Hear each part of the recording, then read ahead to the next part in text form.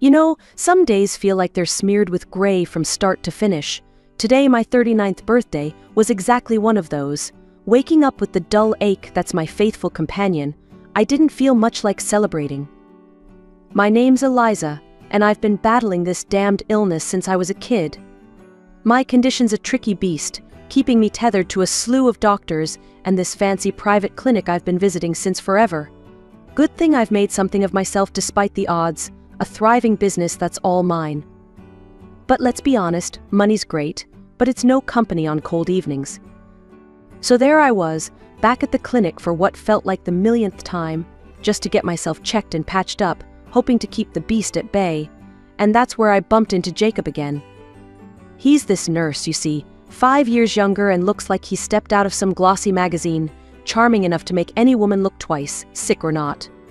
"Happy birthday, Eliza," Jacob greeted me with that grin that somehow knew more than it should. He was leaning casually against the nurse's station, looking like he didn't have a care in the world. "Thanks," I muttered, not really in the mood for chit-chat.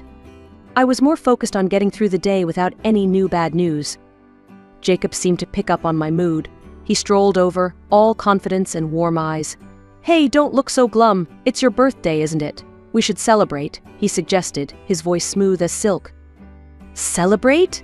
With more poking and prodding, I said, half joking but mostly serious. "Thanks, but I'd rather just get this over with." Jacob laughed, the sound easy and genuine. "Come on, Eliza. It's not every day you turn 39. Let me at least snag you a decent coffee from that cafe you like, my treat." Maybe it was the birthday blues or just the tiredness seeping into my bones, but I found myself nodding. "All right, Jacob. Coffee sounds good," I admitted, allowing a small smile to escape. We walked to the clinic's little cafe area, and as Jacob went off to order, I found a quiet corner to settle into. The thing about Jacob was that he always seemed genuinely cheerful, a stark contrast to the sterile whites and blues of the clinic. He'd been hitting on me since the first time I was admitted for an extended stay, always respectful but persistent as hell. Returning with 2 cups, Jacob handed one to me, his eyes never straying. "Eliza, you're one of the toughest people I know. This illness, it's part of you, but it ain't all of you. You've built a life, a business. That's not nothing." His words, blunt and simple, struck a chord. Maybe it was his straightforwardness, or maybe I was just vulnerable, but it felt good to be seen beyond the patient file. I chuckled, shaking my head slightly. "You always this optimistic?" "With you, always. You make it easy to believe in better days," he replied, his voice low and intimate. I don't know why I let my guard down. Maybe it was the birthday magic or Jacob's relentless charm, but as we sat there, talking and laughing over mediocre hospital cafe coffee, I felt lighter than I had in years. Discharged from the clinic and back in the swing of my daily routine, I thought the surprises were over. Then Jacob called. "Hey, Eliza, it's Jacob. How about dinner tonight? Just as friends, if you like." I hesitated, still riding the high of our last conversation. Sure, why not? I found myself saying, a little thrill of excitement making my stomach flutter. Jacob picked me up that evening, and he looked every bit the dashing nurse outside his scrubs, jeans, a crisp shirt, and that same disarming smile. As he drove us to a cozy little Italian place he knew, the air between us was charged, filled with the promise of something new. Over dinner, Jacob didn't waste any time. Between bites of spaghetti, he leaned in, his eyes serious. "Eliza, I've been thinking, why not give this a shot? You and me." I nearly choked on my pasta. "Jacob, you know my situation, my health. It's complicated. I can't have a normal relationship." Jacob reached across the table, his hand covering mine. "I don't care about that," he said firmly. "I love you for who you are, not for what you can or can't do. Plus, you deserve to be happy. Everyone does." His words were a balm, soothing the fears that always lurked in the back of my mind. How could I not be moved? "Okay, let's give it a try," I agreed, feeling a mixture of joy and terror.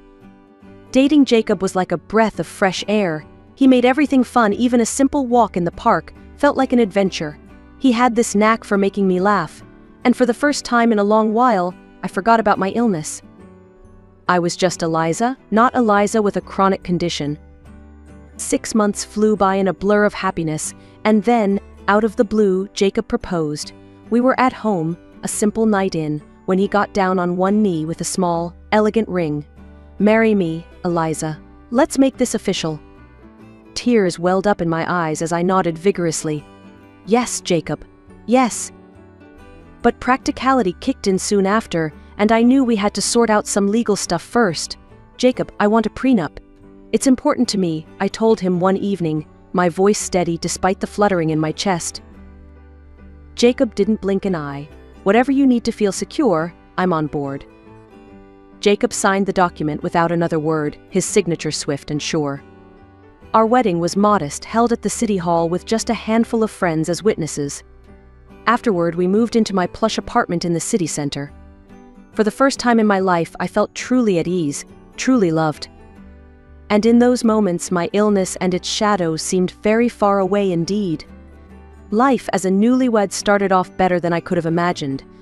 Jacob and I were settling into our daily routines, and I felt like I was living in a dream. That was until a few months after the wedding when Jacob dropped a bombshell after a particularly quiet dinner. "Eliza, I've been thinking a lot about this, and I've decided to quit my job," Jacob said abruptly, his tone serious as he avoided my gaze. I almost dropped my fork. "Quit your job? Why all of a sudden?" "You love nursing," I responded, trying to keep the surprise out of my voice. Jacob sighed, pushing his plate away. "I'm tired, Eliza. Tired of dealing with sickness every day. It's draining, you know." He looked up at me, his eyes searching for understanding. I reached across the table, squeezing his hand. "I get it, love. But what will you do?" He smiled then, a slow spread across his face. "I was thinking I could take care of the house, cook for us, make things nice here. Wouldn't that be something?" I paused, considering. It wasn't a typical arrangement, sure, but Jacob's cooking was divine, and he had a knack for making our place look like it belonged in a magazine. "If that's what you want, I'm all for it," I finally said, giving his idea my blessing. True to his word, Jacob transformed into the perfect homemaker. Each evening I came home to a spotless apartment and the aroma of something delicious wafting through the air. Dinners were elaborate affairs, and Jacob always made sure to dress up the table like we were dining at a five-star restaurant. I felt pampered, cherished, like a goddess. "Darling, you've outdone yourself again," I exclaimed one night as I took a bite of the exquisite beef bourguignon he had prepared. Jacob, beaming with pride, filled my wine glass. "Only the best for my best girl," he replied, winking at me across the table. This bliss, however, gradually started to fade. A year into our marriage, I noticed a shift. Jacob began spending more and more time in his office, his excuses ready whenever I asked. "Just sorting some bills, or planning something special for us," he would say. I tried to shake the nagging feeling that something was off. The apartment was still immaculate, the dinners still delicious, but the man who used to sit and chat with me for hours was slowly retreating behind a closed door. One evening, unable to shake my sense of unease, I confronted him. "Jacob, we need to talk. You've been so distant lately. Is everything okay?" He looked up from his computer, surprised. "Everything's fine, Eliza. You're imagining things," he reassured me, his voice gentle yet dismissive. "But you're always locked away in here. We hardly talk anymore. Don't you miss how things used to be?" I pressed, feeling the frustration rise. Jacob stood and came over to where I was sitting, his hands on my shoulders. "Eliza, I love you. Nothing's changed. I'm just managing some stuff to keep our lives running smoothly. Trust me, okay?" I wanted to believe him, to brush off the doubts and fall into his reassurance. "Okay, I trust you," I murmured, though the pit in my stomach told me not to dismiss my feelings so quickly. It was supposed to be a surprise. I planned to leave work early, cook dinner for Jacob, and maybe rekindle some of that old spark. I was practically buzzing as I turned my key in the lock, ready for a quiet evening with my husband. What I wasn't ready for was the scene that greeted me. In the kitchen, a middle-aged woman, whom I had never seen before, was bustling around, chopping vegetables and stirring pots. My heart sank. "Excuse me, who are you?" I asked, my voice sharper than I intended. The woman turned, a look of confusion crossing her face. "Oh, you must be Mrs. Eliza. I'm Helen. I've been cooking and cleaning here for over a year now," she said, as if that explained everything. "A year?" My voice cracked. "And who hired you?" Your husband, madam. He said it would ease your burdens. Helen replied, returning her focus to the bubbling pot on the stove. I felt like the floor was slipping away under me. Thank you, Helen. That will be all for today. I'll handle it from here, I managed to say, keeping my tone even. Once Helen left, the silence of the apartment pounded in my ears. I sat down, trying to process everything. Where was Jacob if not here taking care of things as he claimed? The next day, I contacted a private detective. It was something out of a TV show, but desperate times called for desperate measures. I needed to know what Jacob was doing. The detective's report came back faster than I expected. Jacob had been gambling, not just casual poker nights with friends, but high-stakes games at a casino downtown. He was in debt, big time. When I confronted him that evening, he didn't even try to deny it. His face crumpled when he saw the detective's photos and reports scattered across the coffee table. Eliza, I can explain, Jacob stammered, his eyes not meeting mine. Explain, Jacob, you waste our money. My voice rose, a mix of anger and heartbreak. Jacob's shoulders slumped. I know it's bad. I started going to the casino just to blow off some steam. But it got out of hand. I'm so sorry, Eliza. Sorry doesn't fix this, Jacob. I was trying to stay calm, but the betrayal stung deep. You have debts because of your gambling. How much are we talking about? He hesitated, then mumbled, 70,000. There was a long, heavy pause. Then, I made up my mind. I will pay off your debts this one time. But under 2 conditions: you seek treatment for your gambling addiction, and you sign a receipt acknowledging that I have paid this debt. Treatment, yes, I'll do it. Anything you say. And I'll sign whatever you need me to. Jacob rushed the words out, relief fleeting across his face. I arranged everything quickly. The debt was cleared, and Jacob started his therapy. He signed the receipt, his hand shaking slightly as he put pen to paper. A whole year had ticked by since I'd bailed Jacob out of his gambling debts and watched him walk into that rehab center. He'd come back seemingly changed, dedicated to our fresh start, or so I thought. That illusion shattered the day I came home to find not just Jacob, but his sister Linda and her 3 kids surrounded by suitcases and boxes in my living room. What's all this? I asked, my tone icy as I dropped my keys and bag on the hall table, taking in the chaotic scene. Linda, who had the nerve to look right at home, smirked as she straightened up from unpacking a box. Oh, Eliza, we're moving in. Jacob said it's fine, since it's his apartment now. My head snapped towards Jacob, who was leaning against the wall with an all-too-familiar smug look on his face. What is she talking about, Jacob? Jacob pushed off from the wall and sauntered over with an impudent grin. Exactly what she said. I've had enough, Eliza. You've been riding my back for years, making me your servant. It's time I took what's mine. I stared at him, dumbfounded. Your servant? Are you out of your mind? I've supported you, paid your debts. Linda piped up again, her voice sharp. And that just proves it. You've kept him under your thumb, paying to keep him tied to you. Jacob nodded vigorously as he pulled a stack of papers from behind a cushion on the sofa. I've filed for divorce, and I'll be seeking compensation for years of mistreatment and alimony, since I've been the one stuck at home. The absurdity of his words stung. I looked around at the home I had built, at the faces of his nieces and nephews who looked confused and tired. This wasn't just a betrayal, it was a coup. I realized then that any response would be futile. Jacob had made up his mind, egged on by Linda's greedy ambitions. Instead of the explosive reaction they expected, I turned, my movements calm and deliberate, and went to our bedroom to pack a bag. Jacob called after me, his voice laced with false concern. Where do you think you're going, Eliza? I didn't look back as I zipped my suitcase. I'm leaving. My lawyer will be in touch with you. Discuss any further matters with him. As I walked out of the bedroom, suitcase in hand, I could hear Linda's snide whisper. Well, that was easier than I thought.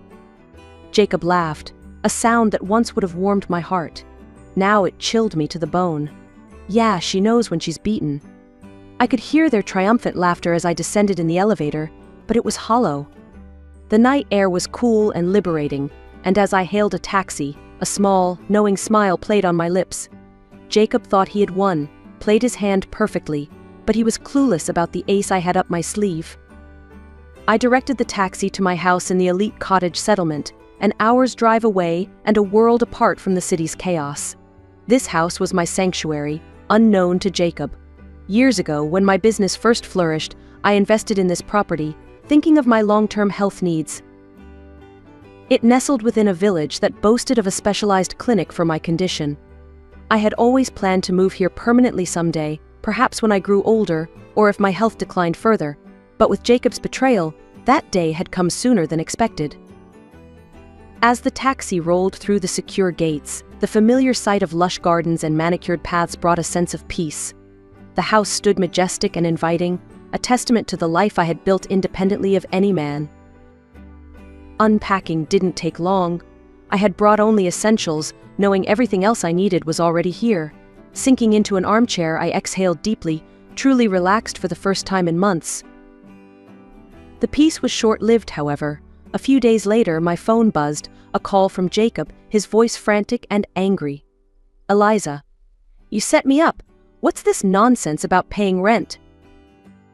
I couldn't help but smile at his outrage. "Calm down, Jacob. Why don't you come over and we can talk about it? I'll text you the address." The next morning, I watched from my front porch as a car pulled up. Jacob and Linda stepped out, their eyes wide as they took in the expanse of my property. The shock on their faces was almost comical. "What is this place? How do you have a house like this?" Jacob blurted out as they approached. I stood, crossing my arms. "Welcome to my home, Jacob. This is where I've planned to retire. You never asked, so I never mentioned it." Linda, ever the instigator, nudged Jacob. "She's been hiding all this from you, and she made you live in that tiny apartment?" Jacob's confusion turned to anger. "You tricked me, Eliza. And now your lawyer tells me I owe rent for an apartment that's been sold? I spent years taking care of that place." "That apartment was a rental controlled through my company, Jacob. You didn't think to ask about the details, did you? And yes, it's been sold. The rent's due next month," I explained nonchalantly. Linda piped up, her voice dripping with greed. "We want this house, Eliza. If we have to leave the apartment, you should give us this house." Jacob nodded, a desperate look on his face. "Yeah, if you don't, we'll sue. We'll take this to court." I burst out laughing, the sound echoing off the high ceilings. "Oh, you will you? This house was bought before I met you, Jacob. It's protected, outside the reach of your claims." Their faces fell, the realization that they had no legal ground to stand on sinking in. As they continued to protest, I made a simple gesture to the security personnel who had discreetly gathered nearby. Within moments, Jacob and Linda were escorted off the property, their shouts fading into the distance. The courtroom was cold and sterile, a stark contrast to the heated emotions running high within its walls. Jacob had filed a lawsuit claiming that I had exploited him, reducing him to little more than a slave in our home. The audacity of it made my blood boil, but I maintained my composure, trusting in the stack of evidence my lawyer had organized. Jacob took the stand, his voice shaky but determined. Every day was the same. I cleaned, I cooked, I did everything around that apartment while Eliza just took it all for granted. "She treated me like I was less than nothing," he declared, throwing a resentful glance my way. Linda was next, her testimony dripping with exaggeration. My brother was completely under her thumb. She was cruel, always belittling him. I saw it myself. "She's a tyrant." My lawyer, calm and precise, called our first witness, Helen, the real person who had been managing our household chores while Jacob purportedly played the downtrodden husband. "Can you tell the court your relationship to the defendant?" my lawyer asked. "I was hired by Mr. Jacob to clean their apartment and cook. He paid me from a separate account, which he funded," Helen explained, her voice clear and unwavering. "And how often did Mrs. Eliza interact with you in these matters?"